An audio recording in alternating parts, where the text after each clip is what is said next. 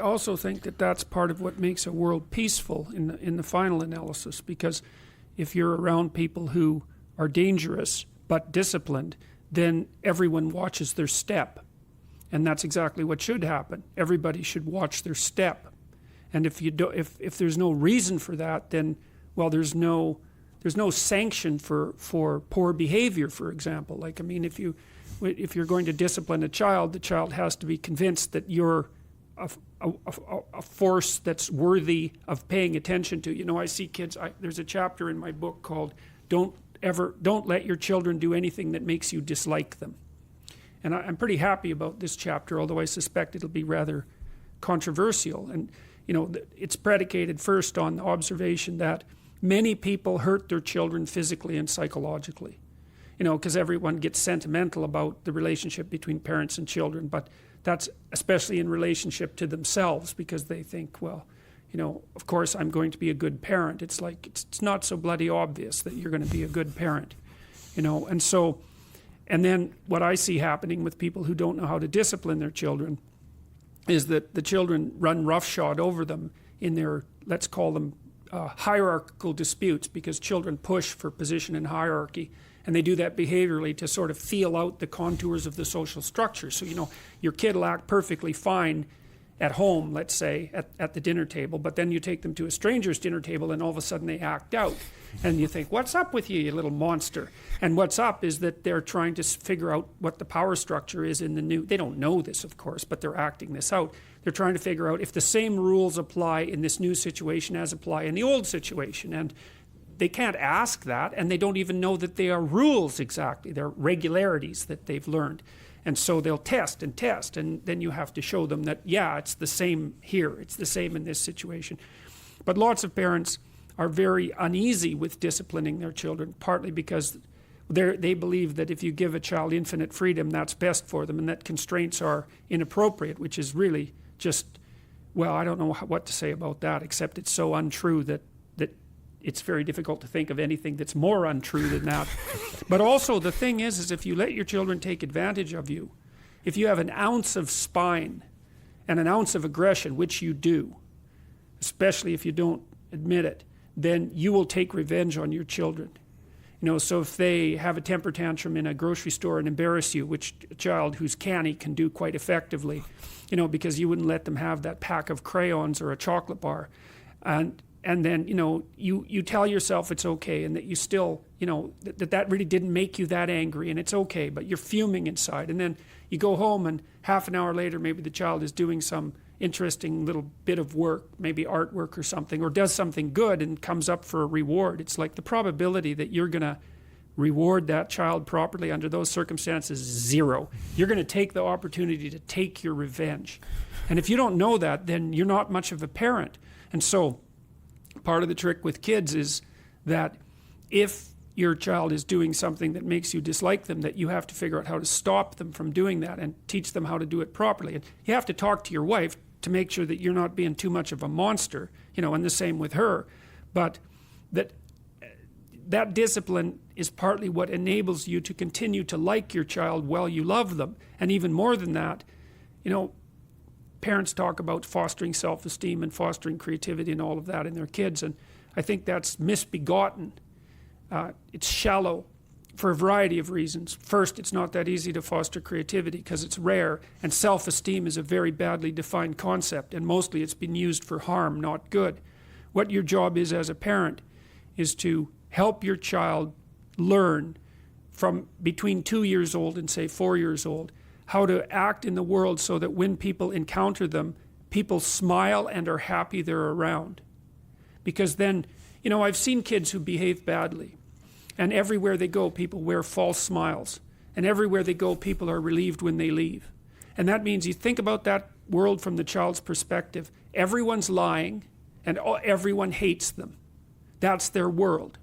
And then if you have your child, you know, capable of adhering to minimal social requirements, like maybe being able to sit at the table in a civilized manner for an hour, and being grateful for being fed, let's say, and knowing how to share and knowing how to pay attention to adults, and not having that, you know, that kind of terrible cynicism and arrogance that can develop even in a 4-year-old child who's always had his way, then they'll interact with adults in a manner that bring out the best in the adults. And everywhere they go, everyone smiles at them and pats them on the head, maybe even tells them useful and interesting things. And so the whole world opens up for them. And that's all a consequence of you having enough courage to admit to yourself that your child can do things that you don't like and that you will take it out on them if you don't straighten it out. And people don't like that idea because they think, well, I'd never do anything. You know, I love my child. I'd never do anything to hurt them. It's like, yeah, God, right. You know, you're so asleep if you think that there's almost no hope for you. You have to think, I'm way bigger than this child, and I'm way meaner, and I'm way trickier, and I'm way more unpredictable. And so I better be very careful in my relationships with this child so that the worst of me doesn't come out. And then that gives you enough intelligence to make a disciplinary framework that's minimal and enforce it properly and carefully. And then you can have an unbelievably good relationship with your kids. So. And this idea of discipline, obviously, I talk about discipline a lot. And one of the things you were talking about earlier with regards to veterans and people that have listened to your lectures, and it's the same thing with me, people that listen to this podcast or read the books. And one of the things that I've noticed and I've talked about and I've gotten a lot of positive feedback on is, you know, when you're in the military, you have this discipline. And beyond the discipline that's imposed on you, you also have a lot that you have to just hold the line yourself. I mean, when you're in the military, sure, you go through boot camp where there's a drill instructor that's yelling and all that. But once you're in the military, you're doing what you have to do. It's self-discipline, that you learn that and you become self-disciplined. And what happens is guys get out and that's gone and that hurts them. And the other thing that hurts them is they don't know what their mission is anymore. Mm-hmm. And my big thing with people that I've been telling vets now is find what your next mission is. Go find whatever your next mission is. And I don't care what it is, but it has to be something. And I was listening to you talk on something the other day, and you were talking about how not doing anything, when people are not going anywhere, when they're failing, when they don't have the drive, it's because they're not accepting responsibility for anything. And so my way of saying that is like, you need a new mission. You need to be responsible for something, and you need to go and move towards some new mission. And do you encounter people that, or you see people that's very problematic in the civilian side as well, where people, they just don't know what they're doing. They don't take responsibility for anything. That's part of this nihilism, you know, is that because first of all, you learn that truth is relative, and that there's no real moral order. And, you know, that alleviates you of responsibility. And that's why that's such an attractive message to people. But the problem is that it kills you. It kills your soul, so to speak, because, well, when we can talk about this technically. So, you know, there are systems, neurological systems that underlie your experience of negative emotion, and there are neurological systems that underlie your experience of positive emotion, and they're separate systems. They obviously interact, but they're separate systems. So, but the positive emotion system, well, there's two of them, but one of them sort of kicks in when you get something that you want. So, you know, you're hungry and you eat, and that feels good. And so that's kind of the simple one. But there's a more sophisticated one that I think is even more active in people. And it's the one that tells you that you're moving forward towards something worthwhile. And that's actually the one that gives people that sense of meaningful engagement in their life on a moment-to-moment basis. So, and it's also something that doesn't have to go away. Like if you're hungry and you eat, well, that's good, but it's over, and then you're on to the next thing, right? It's not exactly sustaining, it's just necessary. That's called consumatory reward, by the way. This other reward system is incentive reward. And the incentive reward system works on dopamine, this neurochemical dopamine, which is also the neurochemical tracks that opiates and cocaine and amphetamines, the drugs that people really like to abuse, alcohol often for some people, activate. And so you might say if you don't have enough meaning in your life, then you're more prone to addiction. And that's definitely the case. Even with rats, if you take a rat and you put him in a cage by himself and he has nothing to do, and then you give him access to cocaine, he'll get addicted to the point where he won't do anything but take cocaine. But if you throw the rat back in with a bunch of other rats and he gets to do rat things, then it's very hard to get him addicted to cocaine. And so the purposeless rat is prone to addiction. Well, it's the same with human beings. Now, here's a corollary to that, which is really cool. So the magnitude of the reward you experience as you're moving towards a goal is proportionate to the importance of the goal. So that means the more important the goal you pick, the more possibility there is for the kind of reward, let's say, it's really a state of being that is life-affirming. And it is directly life-affirming in that, you know, like if you're in a football game and it's an important football game and maybe you break a finger. And, you know, normally that's a problem. It hurts and you're going to stop doing whatever you're doing. But if you're right in the middle of the game, then you'll be so amped up on this reward system that it's analgesic. It stops the pain. It also suppresses anxiety. So if you have a purpose, then it's analgesic. It takes some of the pain out of life. It's very positive in that it motivates and energizes you and focuses you and makes you able to remember and pay attention. And it quells fear. And so those things are all direct. And so then you might think, well, what's the best possible goal? Well, and that's the purpose, I would say, of religious training and philosophical training. It's like, just what the hell are you doing in the world?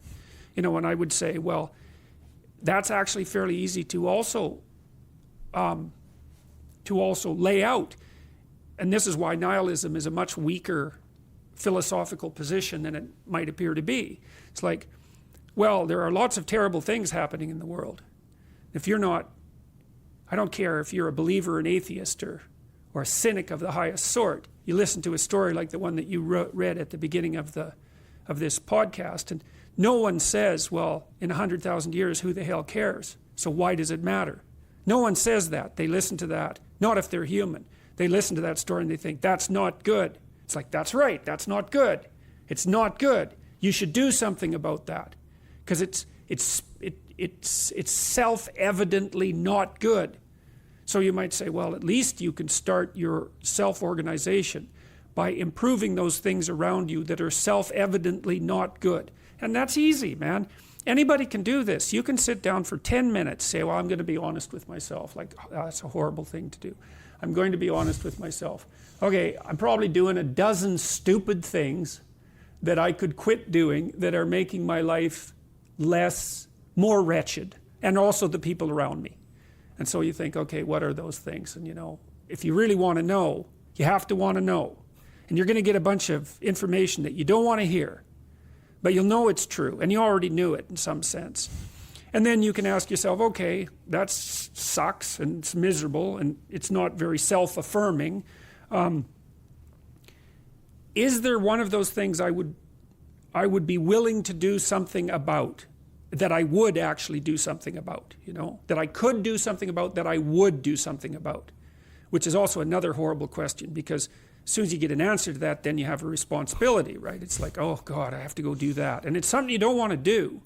You don't want to do it. That's why you've been avoiding it. And so then it's right in front of you. And it's like it's some little trivial, horrible thing that you're not going to get a pat on the back for, and no one's going to give you an award for it.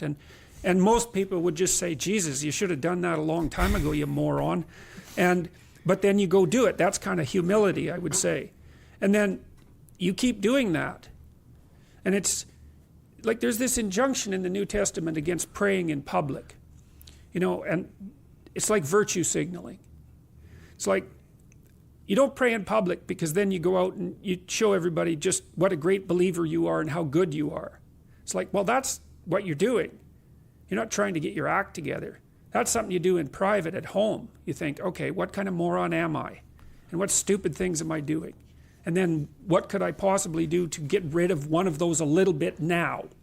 Well, anybody can do that. And that's associated with these great evils, you know, in this way that we've already described. It's like you're constraining, you're improving your character, and you're constraining the kinds of actions and perceptions that you have that are going to make you sick of life and work against it. Because failure does that. That's the Cain story. It's like, keep screwing up, man. See what happens. If you think that isn't going to make you bitter, and if that isn't going to make you vengeful, and if that isn't going to make you work to hurt people around you, or at least not to help them, which is the same thing, then you're just not paying attention. Everyone knows that's true. So Well, that's responsibility, right? And then, so you take on this great task of putting yourself together, it gives you life meaning. And that also helps you be buttressed against the fact that there's lots of suffering in life and there's lots of malevolence. It's like, yeah, true, man. Absolutely. It's worse than you think even. But you can do more about it than you think. And there's nothing in it except good, but you also have to take responsibility.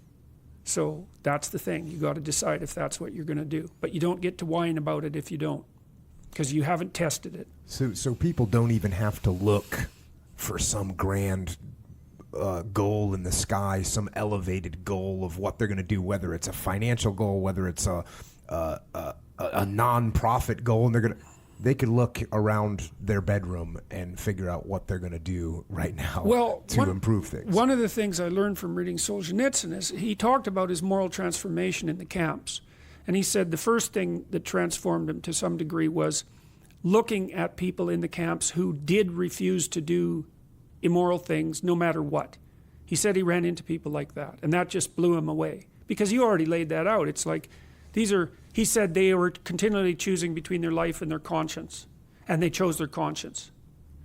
And he tells some amazing stories in the Gulag Archipelago about, dozens of people he met like that, and they're stories of heroism, moral heroism under absolutely vicious conditions. You just can't believe them, so that's pretty amazing. But he said that once he kind of figured out that there was a difference between attending to your conscience and doing whatever was necessary to prolong your miserable existence, that he started to think about that deeply, and that he went over his life with a fine-tooth comb and tried to figure out everything he did that he knew was wrong, and then to try to figure out what he could do in the present to rectify that.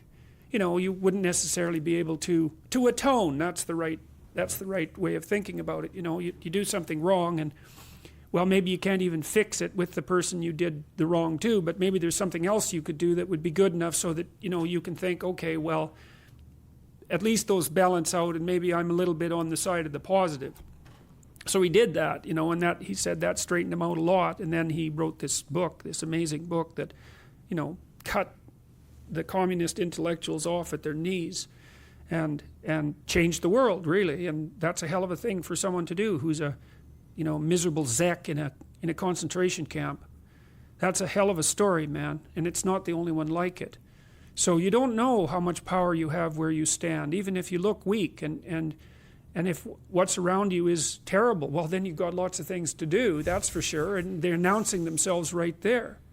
So, and it's tying it in with evil and suffering that is best for me, because it's so real.